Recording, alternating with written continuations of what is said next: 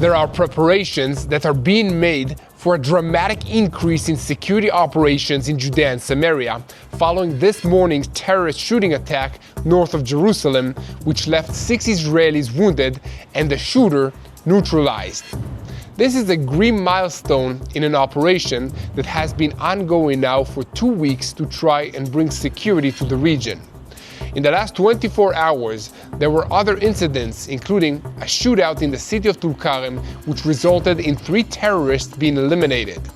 50 others have been arrested in recent days, while 45 improvised explosive devices, which were planted on the roads in and out of the city, have been demolished.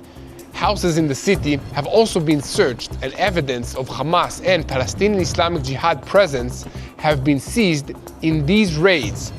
There is also evidence that Iran is financing this increase in terrorist activities, prompting the IDF to change its combat doctrine in the region. On the rocket front, Israeli intelligence estimates that Hamas and Hezbollah still have many hundreds of medium and long-range rockets and missiles, and amongst them, some are capable of reaching the area of central Israel and the Jerusalem hills. Meanwhile, Israel is preparing for the day after the ceasefire, collecting information on terrorist operatives and operations in all theaters and preparing plans for neutralizing threats. This includes a thorough sweep of southern Lebanon, demolishing dozens of tunnels and bunkers and capturing enormous quantities of weapons and ammunition meant to be used by Hezbollah in future attacks against Israel. The IDF is now preparing to withdraw from the area, even though the Lebanese National Army still have not fully deployed there as it was supposed to.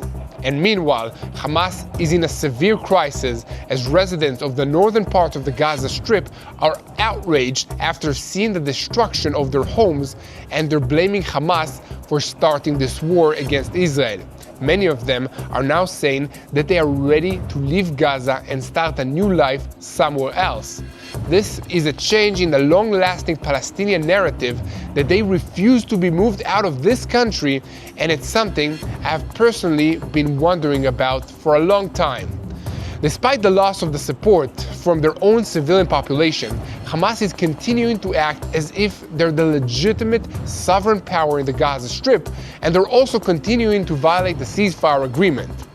The IDF has had to fire warning shots and otherwise warn away several Hamas attempts to approach their positions in the Strip over recent days.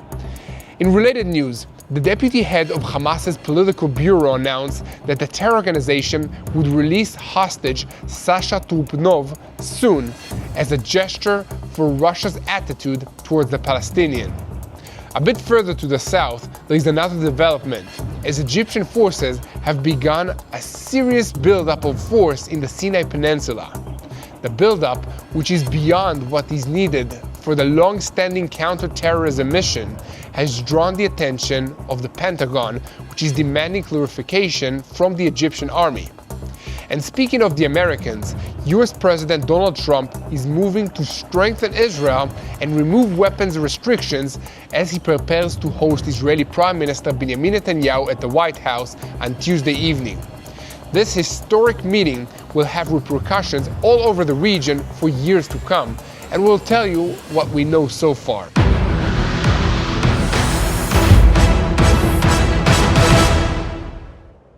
I'm Yair Pinto, and this is your Boots on the Ground report about what's happening in Israel on day 487th of the war with Hamas, Hezbollah, the Houthis in Yemen, and all the Shiite militias in Iraq, as well as the armed Palestinian groups in Judea and Samaria. All of them are taking their orders from Iran's Revolutionary Guards Corps, which is the head of the axis of evil in the Middle East. A moment before we start, I want to invite you to click that subscribe button if you haven't already, so that you will stay tuned to the truth in real time and never miss another episode of Boots on the Ground. Before we get into the headlines, I want to give you a chance to be part of something very powerful. Israel is beginning to rebuild after the immense destruction of our landscapes, especially in the Galilee. 57,000 acres of forested areas have been burnt up in fires that were started by rockets launched into Israel by the Hezbollah terrorist organization. But together, we can restore what was destroyed. Stay tuned to find out how you can make a lasting impact and help renew the land of Israel. I also want to tell you about our sponsor for today's video, Magen David Adom, Israel's emergency medical team that relies on donations for their entire budget. I'll tell you more about them in a moment, but first, let's get into the news. This is the 14th day of Operation Iron Walls in northern Samaria. The IDF continues to operate with separate brigade combat teams in three main focal points: Jenin, Tulkarem, and the villages near Chomesh. The goal is to dismantle terror infrastructures, expose booby-trapped roads, thwart terrorists, and arrest organization operatives. Up until yesterday, security elements counted 35 Palestinian fatalities in this operation in all the areas where the IDF is operating. And according to the Palestinians, 29 of them were killed in Jenin, along with dozens of additional wounded. Sweeps for additional terrorist operatives continue, as well as the search for weapons and ammunition, explosives, and other equipment meant to be used in terrorist attacks. These are routine operations, and the security forces are very familiar with them. But there are also new procedures being implemented in order to deal with the increased threats. The IDF is operating for the first time a target bank in Judea and Samaria, and carrying out moves use precise intelligence that will allow deep maneuvering in the area and prolonged presence in that location. The IDF is testing these new capabilities, which have been widely employed in the Gaza Strip and other theaters of operations, but never before in Judea and Samaria. The reason this is necessary is because the terrorist organizations and criminal gangs operating in Judea and Samaria are also doing things that they've never done before, and they have been giving weapons, training, money, and advice from the Islamic Revolutionary Guards Corps in Iran, which they've never received from help before. At least, not in such quantities. In other words, Iran is upping the stakes in Judea and Samaria, and Israel must rise to this challenge. Just on Tuesday morning, there was a terrorist attack in northern Samaria. The preliminary investigation indicates that the terrorists arrived at the checkpoint near the village of Taisir and opened fire on the soldiers who were at that spot. IDF fighters returned fire and neutralized the threat. Magen David Adom forces that arrived on the scene began providing initial treatment under fire. Magen David Adom director Eli Bin updated that 8 people were injured in the incident, including 2 in critical condition and 2 moderately injured. Magen David Adom is always there when there are people who need help because they've been wounded, hurt, or if they're sick or need to deliver a new baby to this world. For the last 15 months, Magen David Adom has been working hard to help those hurt by rocket attacks, terrorism, and everyday emergencies. They provide first aid to all people, regardless of their faith: Jews, Muslims, Christians, and anyone else in need.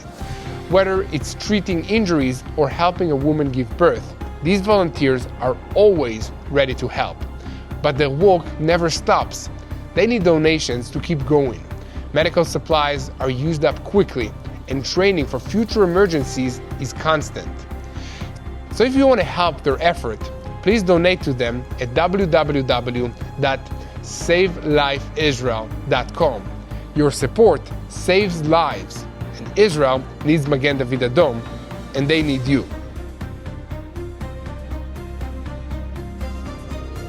So thank you, and now let's get back to the news. Let's move on to the northern border, where tensions continue to produce headlines that sometimes are amusing. Journalists identified with Hezbollah made a report alleging that IDF soldiers drink a mysterious beverage intended to boost their fighting spirit. But soon afterwards, it became clear that they were simply bottles of grape juice used by the soldiers for the Sabbath Kiddush weekend blessings. This is an example of the absurd nonsense that Hezbollah propaganda will sometimes try to use to make Israel look bad in the media. Back in the real world, the IDF is finalizing preparations for a withdrawal from Lebanon in less than 2 weeks. Today, the IDF is publishing footage of the detonation of a large ammunition warehouse discovered by the 91st Division forces in the eastern sector of Lebanon. The IDF states that the battle teams from the 769th Brigade and the 7th Brigade continue to operate in southern Lebanon in accordance with the understandings between Israel and Lebanon's internationally recognized government in order to preserve the operational achievements in this area. In recent days, IDF forces have also conducted searches to clear the area and destroy Hezbollah infrastructure. In one of the searches, forces from the 769th Brigade located several weapons storage sites containing mortars, missiles, rockets, explosive devices, weapons, and large amounts of military equipment. All the weaponry was confiscated and the storage sites were destroyed. In an additional operation, the forces eliminated several Hezbollah terrorists in the area, pushing back and detaining suspects who posed a threat to the forces. The IDF is determined to continue operating in accordance with the understandings between Israel and Lebanon and will act to remove any threat to the State of Israel and its citizens. Here at TBN Israel, we will continue to report on every development in the Lebanon sector. One moment before we move on to what is happening in the Gaza Strip, keep spreading the truth, share, and click that subscribe button to follow us. Most importantly, pray for the peace of Jerusalem, the city right here behind me. And speaking of truth, since October 7th, Israel has faced devastating destruction. Thousands of rockets have scarred the land, and over 57,000 acres of forests have been lost. But now, we have an opportunity to restore and rebuild. As we approach Tu B'Shvat, the holiday of planting and renewal, we invite you to take part in a movement of hope and healing. Every tree we are planting represents resilience, faith, and renewal. These trees will rise from the ashes, standing tall as symbols of Israel's strength and determination. Now, it's time for you to take part in this initiative. Go to www.tbn.org/rebuildisrael and make a contribution that will help sow the seeds for a better tomorrow. Your support will directly help replant the land and renew the future of Israel. Because love is stronger than hate, faith is stronger than destruction, and together we will rise again. Now, let's get back into the news, as over the last 24 hours, the IDF fired warning shots at several suspects who approached and posed a threat to our forces operating in various areas in the Gaza Strip, despite the ceasefire agreement signed by Israel and the murderous Hamas terrorist organization. The IDF announced that it is determined to fully uphold the terms of the agreement for the return of the hostages, but is prepared for any scenario and will continue to take all necessary actions to remove any immediate threat to the soldiers. A statement by the IDF spokesperson's office said that the IDF again calls on Gaza residents to heed the instructions and not approach the forces deployed in the area. Hamas is not only testing the boundaries of the ceasefire agreement in the Gaza Strip and increasing its activities in Judea and Samaria. Ever since the Trump administration came into office in the United States, Hamas has been trying to gain supporters, and now it is trying to endear itself to Russia. The deputy head of the Hamas political bureau, Musa Abu Marzouk, announced on Monday that the terrorist organization will release the hostage Sasha Trupnov soon as a gesture of gratitude for Russia's attitude towards the Palestinians. In the announcement to the Sputnik news agency, which is close to the Kremlin, Marzouk said, "One of them, Trupnov, will indeed be released in the near future. He will be released despite being a soldier, since it was decided to include him in the first stage of the deal. This is our response to Russia's position on the Palestinian issue." Whatever the reason, here at TBN Israel, we're happy to hear the news that Sasha will be soon coming home. On our YouTube channel, you can find an interview we posted recently with Sapir Cohen, Sasha's partner, who was also kidnapped on October 7th but released in one of the earlier rounds. She has been hoping and praying for Sasha's return ever since, and we're happy to hear that this couple will soon be reunited. I recommend that you go back into our YouTube channel to find this interview. It was one of the most widely viewed reports we have posted in this war, and it's worth watching again to remind ourselves of how this war started and why it's gone so long. We also ask you to support us in our goal of getting the truth out there by sharing these videos on YouTube and following us on social media. Once again, if you haven't already, please click that subscribe button so that you never miss another episode of Boots on the Ground. Now, there's one more story we need to bring you today, and that's the alarming increase in Egyptian military forces that have been deployed in the Sinai Peninsula bordering Israel. This area was the scene of some of Israel's bloodiest battles in wars of the past in 1956, 1967, 1970, and the biggest one of all, the Yom Kippur War of 1973. There is a peace treaty with Egypt, so heavy weapons are not supposed to be deployed in this region. But in recent months, the Egyptian military has deployed forces in the Sinai Peninsula that are far beyond what is needed for an anti-terrorism mission. Additionally, the Egyptian army itself has published video footage of its forces training for maneuvers that have nothing to do with counter-terrorism, including the use of tunnels, which would only be relevant in a possible infiltration into Israel. Security sources at the Pentagon began an investigation and demanded explanations from Egypt regarding these developments. Currently, the United States has frozen new military assistance aid to everyone except Egypt and Israel. But sources familiar with the matter say there is a sort of loaded gun on the table regarding Egypt. Nevertheless, Israel has begun collecting intelligence from the Sinai Peninsula in a much more significant way, clarifying that it is not waiting for the Americans. Here at TBN Israel, we'll keep a close eye on these developments, and of course, we ask you to help us spread the truth by sharing our videos on YouTube and following us on social media. I also want to invite you to visit our website, tbnisrael.com, to get news updates in between the videos. We conclude today's report with a look at the meeting held on Tuesday at the White House between Israeli Prime Minister Benjamin Netanyahu and United States President Donald Trump. Senior officials from both countries were also in attendance for part of these meetings, which took place in the context of a week in which Netanyahu will be in Washington to meet with members of Congress, senior administration officials, and Jewish community leaders. However, the meeting with Trump in the Oval Office is the big event, and it's likely to be one of the most important meetings of Netanyahu's long career. The subject of this meeting is nothing less than the future of the Middle East, including the confrontation with Iran and a possible normalization agreement between Israel and Saudi Arabia. Such an agreement will almost certainly be followed by normalization agreements with several other countries, including Indonesia, unlocking massive economic, political, diplomatic, and cultural opportunities.